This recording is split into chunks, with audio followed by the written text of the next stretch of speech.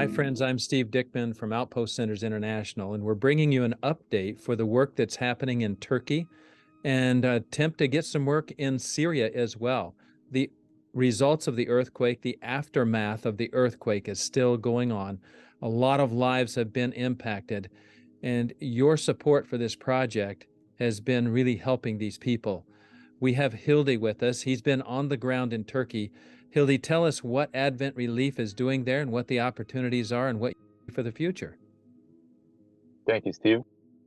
So I was there and I visited a few of the cities that they were, most of them, they are completely destroyed. And the need of, there is a lot of needs, not only healthcare, but the need is huge. But the need for healthcare, that it's our field, it's huge. And we are in the process to get 2 container mobile clinics inside of the country. They are supposed to get there in the next couple of weeks. We'll set up, it's a 20-foot container. We'll set up 2 of these units around the cities more affected. At the moment, our biggest need is to have medical volunteers, doctors, nurses, paramedics. And also, we need to fill up that mobile clinics with medical consumables, and with that, it's what the biggest need we see now, because the demand is so big for consumables that it's difficult to have that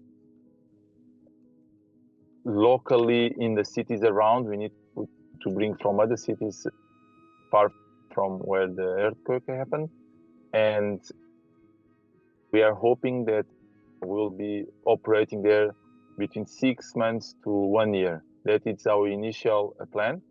And if God opens the way, we might continue there over than 1 month, then 1 year. And yeah, that is our plan so far. And we hope that in a couple of weeks, we'll be able to be up and running and serving these families. Thank you, Hildy, so much for your work there and exploring the situation and finding those opportunities to establish those mobile medical clinics. Friends, if you're a physician, a nurse, a doctor, and you have thought about going to Turkey to help out, this may be your opportunity. So we're going to give contact information on our website so you can explore that opportunity with Hildy and his team there with Advent Relief. And of course, the supplies needed to stock these units and to operate that, your generosity will make that happen. I have Daryl on the line with us from Living Waters International. Daryl, talk to us about what's happening there and where we're at in the process of getting some clean water happening, some purified water happening there. Yeah, thanks, Steve. And I want to thank all those who worked so hard to help this project get off the ground. Living Waters has a team of 5 that are going to be deploying on February 23 directly to Kahramanmaraş. We have raised about 70% of our initial funding, so we're still about $20,000 short, and that is our primary need, to raise that between now and Wednesday, the 22nd of February. Some really cool things have happened that just even today, some doors are starting to look like they could be opening up to get some units into Syria. We have 15 units going to Turkey, but if we were able to get some units into Syria, this would be absolutely huge. 5 more units would be an additional $25,000. So when we get our initial funding done for the 15 to Turkey, we will be asking if we have an overflow that we can take for $25,000. We'll get 5 units potentially into Syria, and we are ready to roll. The problem is we've got to make decisions in the next couple of days. So if you are able to help in some way to get this project funded, we would thank you so much. And thank you for your time and your support. Thank you, Daryl. It's exciting to see how the Lord has opened doors, and this project is moving forward step by step. There's going to be some clean water in Turkey, and we hope in Syria by God's blessing, and the medical teams on the ground there in Turkey helping out. This is a long-term problem, not a short-term problem. I'm glad to hear that Advent Relief is committed to the long-term and what's happening there. We have Corey with us here this evening as well. Corey has been on the ground in Turkey at the front lines doing search and rescue. Corey, tell us, how did that go? And how did the Lord open doors for you and get you on the front lines there? One miracle after another, brother. Our team responded as fast as we could, which on a realistic level means that you don't have all your ducks in a row. It just means that you're going to go in faith, trusting that God's going to open up the doors with you. For us, that happened on the flight there. There was a man that had a medical emergency. Our team was able to render the assistance he needed. And through that, some of the other passengers realized that we were a rescue team and kind of were like, hey, are you guys going to do disaster response for the earthquakes? They saw our search dogs there with the vests and stuff. And they said, yes, we are. And they said, oh, praise the Lord. He said, we met this man, we'll call him Ty. I said, I've been looking for someone to help me find my mother-in-law in the city of Hatay, Hatay, and it's a city of about 2 million people. And he said, I'm flying back. He's a professional in the oil industry, and he knows a little bit about thermal imaging and the kinds of technology you might use to find someone. And so he was looking for those kinds of resources. And he says, here you are, you're on the plane with me. Would you come? And he said, we need somewhere to go. And we would love to work with the local. But yes. And he said, praise God, I'm going to tell my wife all about it. And from the beginning, he was very warm, and he knew we were Christians. Yeah, he comes from a Muslim background, but he was just thankful to have somebody to work with. And the grace of God, our search dogs were able to come. It didn't look like they could at first, but God opened the doors where our training partner and sponsor for that, Ground Zero, wanted to send the dogs, so we were able to send 3 instead of just 1. And we got to the airport there in Istanbul, and Turkish Airlines, I believe, flew us for free over to Adana. In the end, it was actually the U.S. military that flew us in on a pair of Blackhawks. We got dropped off right in the affected area. Hatay, again, city of about 2 million. A lot of the city lives in apartment complexes that are made of concrete. A lot of those are older, not necessarily built to withstand earthquakes. So a lot of them would fall and crumble. And oftentimes that would be the lower couple of floors if the whole building didn't fall. So there's a lot of people trapped in basements and in their rooms and stuff in voids. Corey, I know you spent about a week out there. What were the conditions like on the front lines?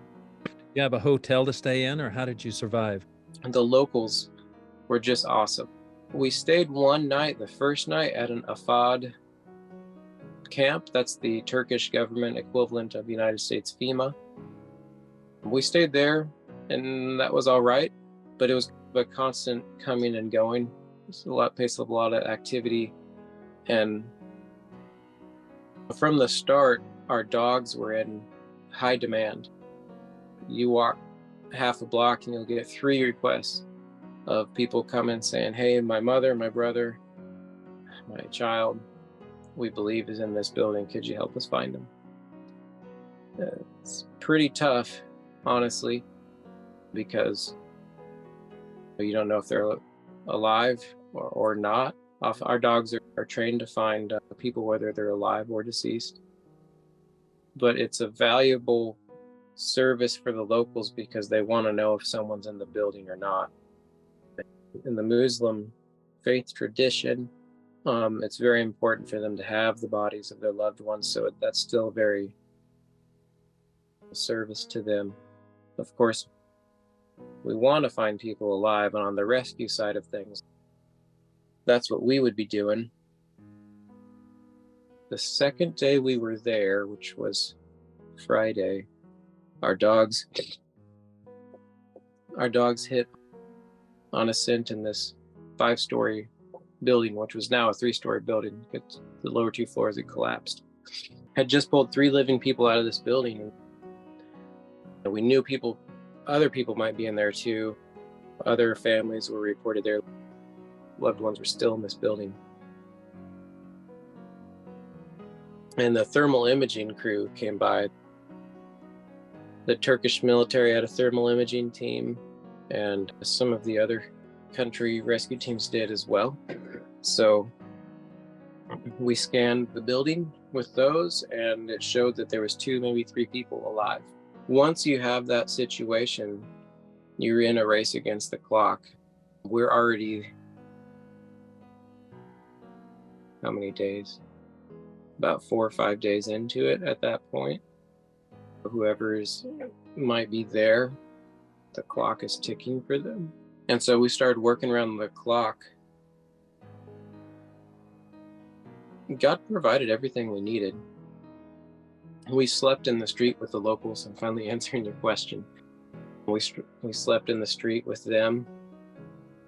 They took care of us. They fed us, gave us water. The soldiers, they assigned 2 soldiers to be our protective escorts, essentially, to make sure that we were well taken care of. The locals said it was too dangerous for us on the streets at night. Once you find someone in the building, there's not time to go somewhere else and come back. So we just worked around the clock. We would take short little nap breaks and get back on it. God took care of us to the extent that I never opened my wallet once. I will say this was probably the most dangerous, easily the most dangerous response I've ever done.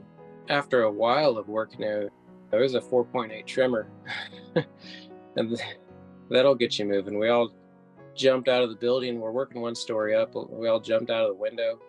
Everyone jumped into the rubble piles below. Nobody was hurt on that.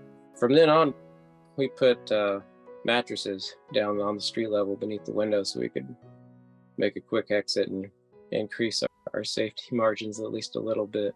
By the end of 5 days, we had dug tunnels and made holes in those floors to the extent that I'm not even sure where they could be. We got pretty much exhausted. We checked coming up through the basement, but the basement was not collapsed, but a lot of the floors were coming down, like falling into the basement.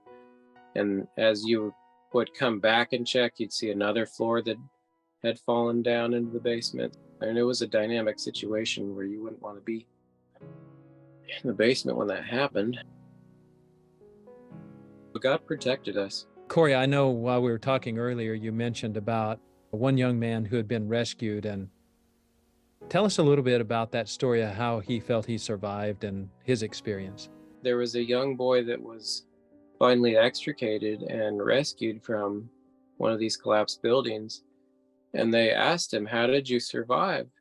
And he said, "There was a man that came by in white, and he would feed me and give me water ever so often." God is revealing himself to everyone of the world. God is showing himself.